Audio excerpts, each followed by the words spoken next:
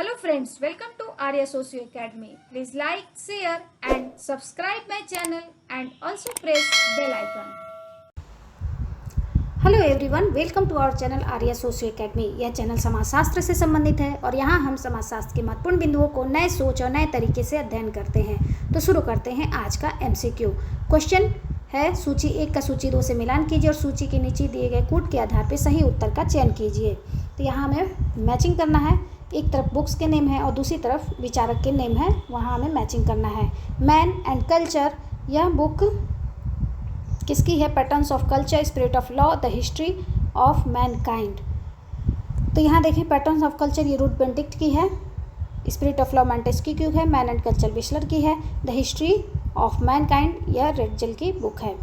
1, 2, 3, 4 किसका आंसर है? यहाँ मिल गया हमारा बी में हमारी मैचिंग हो गई, तो फर्स्ट का आंसर हो गया हमारा यहाँ। नेक्स्ट क्वेश्चन 2, किसका कथन है कि संस्कृति प्रतीकात्मक निरंतर संचयी एवं विकासमान प्रक्रिया है? ए क्लूखॉन, बी लेस्ली वाइट, सी मार्गन, डी मैकाइवर। तो यहाँ जो परिभाषा है वो किस चीज़ की है? संस्कृति की है। और यह परिभाषा में हमें की वर्ड क्या मिलेगा यहाँ? प्रतीकात्मक।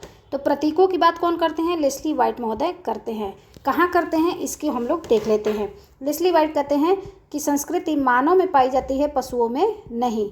तो मानव में जो संस्कृति का निर्माण करता है मानव, वो क्यों कर पाता है संस्कृति का निर्माण, इसके उन्होंने मानव की 5 विशेषताएं बताई हैं। निर्माण करता है और क्यों है, इसकी 5 विशेषताएं हैं। मनुष्य की 5 विशेषताएं होती हैं। कौन सी होती हैं? द्रिम हाखप्र, याद रख लीजिएगा, क्वेश्चन बन सकता है। दृश्य हो गया विशेष दृष्टि। विशेष दृष्टि, मानव के पास विशेष दृष्टि होती है जिससे वो जानवरों से अलग होता है। इनका विकसित मस्तिष्क होता है, विकसित मस्तिष्क। ह से हाथों का घुमावदार होना, हाथों का घुमावदार होना। ख से हो गया खड़े होने की क्षमता, खड़े होने की क्षमता। और प्र से हो गया आपको प्रतीकों का निर्माण, प्रतीकों का निर्माण। ये सभी क्या है? सिर्फ मानव में पाए जाते हैं, पशुओं में नहीं। इस कारण पशु न होकर मानव संस्कृति के निर्माण कर पाता है या निर्माण के योग्य होता है। तो इसलिए यहाँ प्रतीक से संबंधित जो बातें हैं वो किससे हैं? लेस्ली वाइट से संबंधित है। क्लूखॉन की बात करें तो क्लूखॉन संस्कृति की परिभाषा में कहते हैं, संस्कृति की परिभाषा देते हैं और वो कहते हैं कि व्यक्ति के जो विचार करने के तरीके हैं, व्यवहार करने के तरीके हैं या अनुभव करने के जो तरीके हैं, ये सभी क्या हैं? संस्कृति कहलाती हैं। शॉर्ट में इसको कीवर्ड के रूप में देखें तो क्रिया करने के जो तरीके होते हैं वो संस्कृति कहलाते हैं। ये 2 तरह की संस्कृति की बात करते हैं। एक होता है प्रकट संस्कृति और दूसरा अप्रकट संस्कृति। मार्गन से संबंधित क्वेश्चंस को देखते ही हैं, आगे देखेंगे हम लोग। तो यहाँ 2 का आंसर हम लोगों ने देखा बी। नेक्स्ट क्वेश्चन 3, संस्कृति के विकास के आरण्य अवस्था, बर्बर अवस्था, सभ्य अवस्था का उल्लेख किसके द्वारा किया गया है? ए एस.सी. दुबे, सी क्रोबर, डी, यहाँ सी कन्फ्यूज़न हो गया, यहाँ बी होगा, ये सी होगा, सी रूथ बेनेडिक्ट, डी मॉर्गन। तो जंगली, बर्बर और सभ्य 3 तरह के समाज की बातें या 3 तरह के संस्कृति की बात ये कौन करते हैं? मार्गन महोदय करते हैं। तो 3 का आंसर हमारा हो गया यहाँ डी। ये कहते हैं कि सांस्कृतिक उद विकास की जो बात करते हैं, समाज के उद विकास की बात करते हैं कौन से? जंगली, बर्बर और सभ्य। इसी को संस्कृति के रूप में भी दे दिया है, जंगली, बर्बर और सभ्य। ये समाज को एक तरीके से और रिवाइज करते हैं। ये कहते हैं कि सोसाइटीज़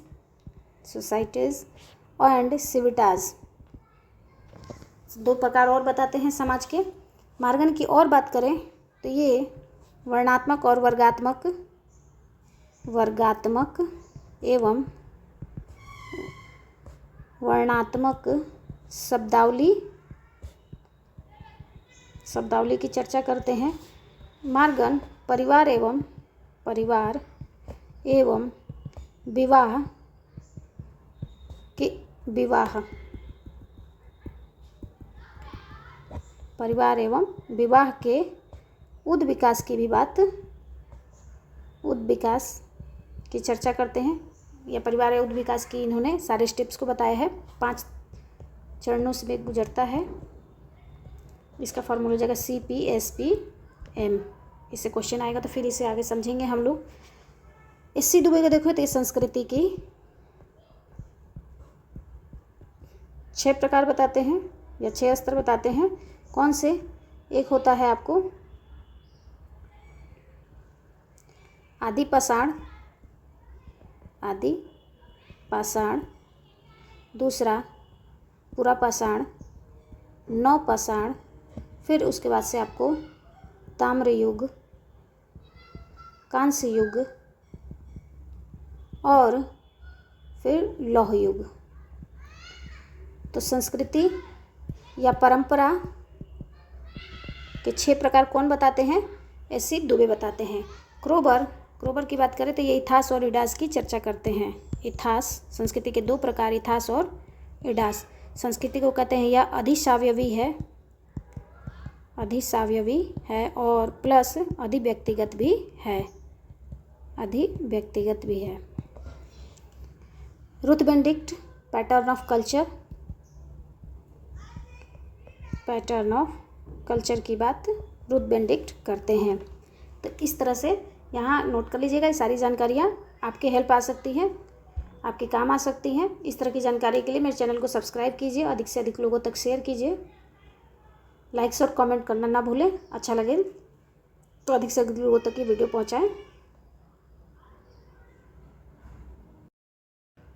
नेक्स्ट क्वेश्चन 4, व्यक्तित्व क्या है? A शारीरिक रचना, B मनोवैज्ञानिक पक्ष, C सामाजिक सांस्कृतिक पक्ष, D उपयुक्त सभी। तो व्यक्तित्व में शारीरिक रचना भी आ जाती है, मनोवैज्ञानिक पक्ष भी आता है और सामाजिक सांस्कृतिक पक्ष भी आ जाता है। तो अर्थात हमारा आंसर 4 का होगा यहाँ D। नेक्स्ट क्वेश्चन 5, व्यक्तित्व उन सभी गुणों की संपूर्णता का नाम है जिन्हें व्यक्ति ने समाजीकरण की प्रक्रिया द्वारा प्राप्त किया है। यह किसका कथन है? व्यक्तित्व किससे संबंधित ये परिभाषा है। पिछली बार जो हम लोगों ने MCQ सॉल्व किया था उसमें इसी तरह से संबंधित क्वेश्चन थे, तो इसीलिए मैंने कहा था कि क्वेश्चंस क्या हैं, इसमें ऑप्शन सभी सही बन रहे थे, क्योंकि इस तरह की परिभाषा कौन देते हैं? लेपियर तथा फार्न्सवर्थ देते हैं। तो 5 का आंसर हमारा हो गया यहाँ A। मैरिल एल्ड्रिज, मार्टन और किम्बल यंग नहीं होंगे, हमारा आंसर हो जाएगा 5 का A। नेक्स्ट क्वेश्चन 6, संस्कृति और व्यक्तित्व का पारस्परिक संबंध सदैव ही आदान प्रदान कर रहा है और आगे भी रहेगा। यह किसका कथन है? A Ferris, B James, C Ruth Benedict, D Cooley. तो संस्कृति और व्यक्तित्व के बीच में जो पारस्परिक संबंध की बात है वो कौन करते हैं? रुथ बेनेडिक्ट महोदय करते हैं। तो 6 का आंसर तो हो गया C। अब जानते हैं इसे कैसे ये करते हैं कि रुथ बेनेडिक्ट क्या कहते हैं। इन्होंने पैटर्न ऑफ कल्चर अभी हम लोगों ने क्वेश्चन में देखा, ये इनकी एक रचना है जिसमें यह संस्कृति प्रतिमान की अवधारणा देते हैं। संस्कृति प्रतिमान बनते कैसे हैं? संस्कृति का सबसे छोटा तत्व होता है सांस्कृतिक तत्व। संस्कृति की इकाई होती है,